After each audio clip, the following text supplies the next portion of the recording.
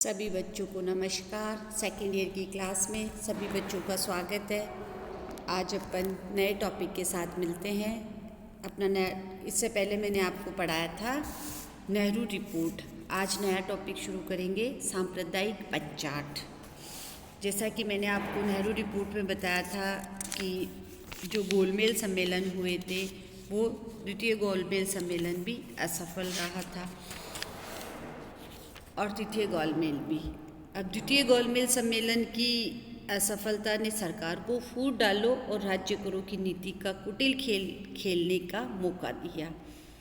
चूँकि भारतीय स्वयं सांप्रदायिक समस्या का समाधान नहीं कर पा रहे थे, अतः समस्या का समाधान निकालते हुए 17 अगस्त 1932 ईस्वी को रेमजे मैकडोनाल्ड ने अपना निर्णय दिया, जिसे सांप्रदायिक पंचाट या मैकडोनाल्ड अवार्ड भी कहा जाता है।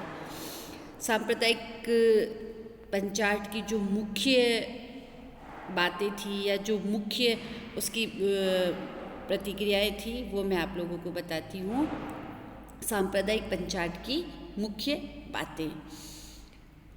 सांप्रदायिक मैकडोनाल्ड द्वारा घोषित निर्णय की मुख्य बातें जो थी वो इस प्रकार थी। फर्स्ट थी, प्रांतीय विधानमंडलों में स्थानों का बंटवारा किया गया और केंद्रीय विधानमंडल के बारे में कुछ भी नहीं कहा गया। दूसरा था, पंचाट में मुसलमानों, सिखों, ईसाइयों, एंग्लो इंडियंस और महिलाओं के लिए पृथक निर्वाचन पद्धति की व्यवस्था की गई।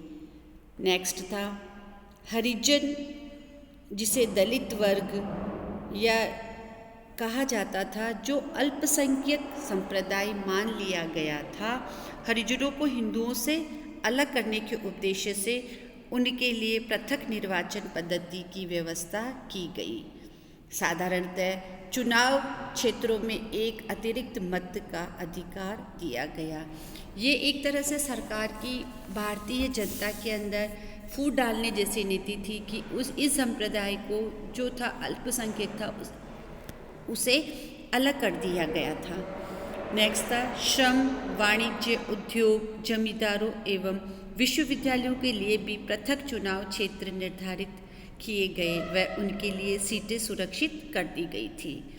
नेक्स्ट था, उत्तर पश्चिमी सीमा प्रांत के अतिरिक्त प्रत्येक प्रांतीय व्यवस्थापिका सभा में स्त्रियों के लिए 3% स्थान सुरक्षित कर दिए गए। ये कार्य किया गया जिसमें स्त्रियों को भी सुरक्षा परिषदों में आने का मौका मिला। नेक्स्ट था, प्रांतीय व्यवस्थापिका सभाओं की संख्या में वृद्धि कर उसे 2 गुना कर दिया गया, उनकी संख्या को बढ़ा दिया गया। नेक्स्ट था, मुसलमानों के लिए प्रत्येक प्रांत में सीटें सुरक्षित कर दी गई।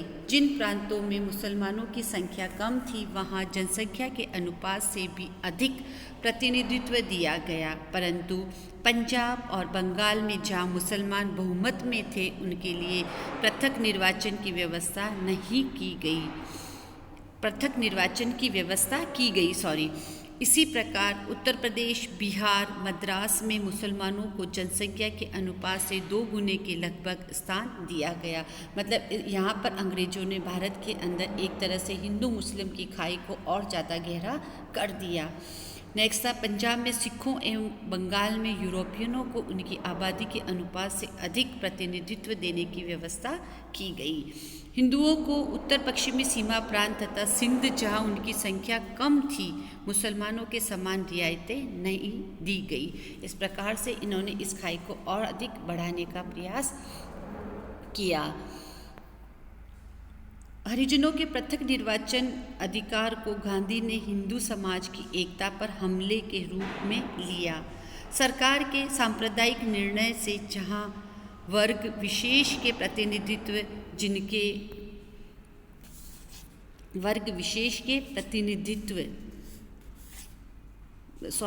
जहां वर्ग विशेष के प्रतिनिधि जिनके स्थानों की स्वार्थों की सुरक्षा हुई थी प्रसन्न थे, वहीं राष्ट्रवादी तत्व कांग्रेस और विशेषकर गांधी अत्यंत दुखी हुए। इस निर्णय की योजना ही इस प्रकार बनाई गई थी कि प्रांतों में वास्तविक उत्तरदायी शासन का विकास नहीं हो सके।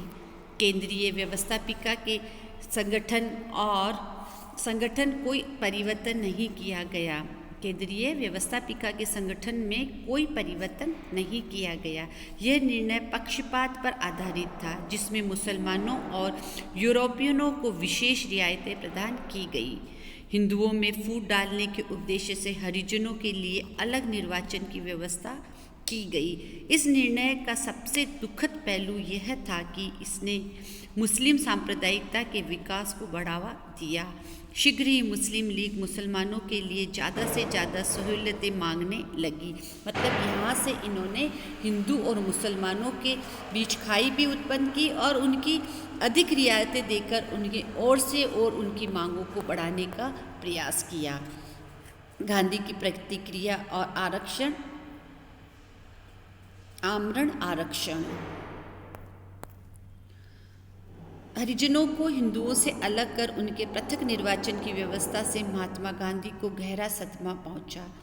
8 अगस्त 1932 को मैकडोनाल्ड को एक पत्र लिखकर गांधी जी ने इस निर्णय का विरोध किया। उन्होंने यह भी धमकी दी कि सरकार यदि अछूतों के लिए पृथक निर्वाचन प्रणाली समाप्त नहीं करेगी तो वे 20 अगस्त 1932 से आमरण अनशन आरंभ कर देंगे। सरकार ने इस पत्र पर कोई ध्यान नहीं दिया, बल्कि उल्टे उन्हीं पर आरोप लगाया कि वे दलितों का उत्थान नहीं चाहते। दूसरी तरफ भारतीय नेता गांधी के निर्णय से चिंतित हो उठे। पंडित मदन मोहन मालवीय, डॉक्टर राजेंद्र प्रसाद आदि ने अंबेडकर से समझौता वार्ता आरंभ की। पूना में एक सम्मेलन हुआ जिसमें विभिन्न नेताओं ने भाग लिया। इस प्रकार मैकडोनाल्ड ने पूरी तरह से भारतीय राष्ट्रीयता के हितों पर कुठाराघात किया। डॉक्टर ताराचंद का मानना है कि भारत की स्वतंत्रता आकांक्षा की सबसे अधिक कोई हानि नहीं हो सकती। भारत की स्वतंत्रता आकांक्षा की इससे अधिक कोई हानि नहीं हो सकती जितनी मैकडोनाल्ड प्रयत्न कर रही से हुई। इस प्रकार देखते हैं कि हम मैकडोनाल्ड के जो भारत के अंदर षड्यंत्र चलाया या जो उसका सांप्रदायिक संचार था वो भारत को किस प्रकार से अलग अलग टुकड़ों में विभाजित कर रहा था। धन्यवाद बच्चों, ये तुम सांप्रदायिकता का पढ़ लेना। इसके ऊपर शॉर्ट क्वेश्चंस आते हैं आपके। धन्यवाद।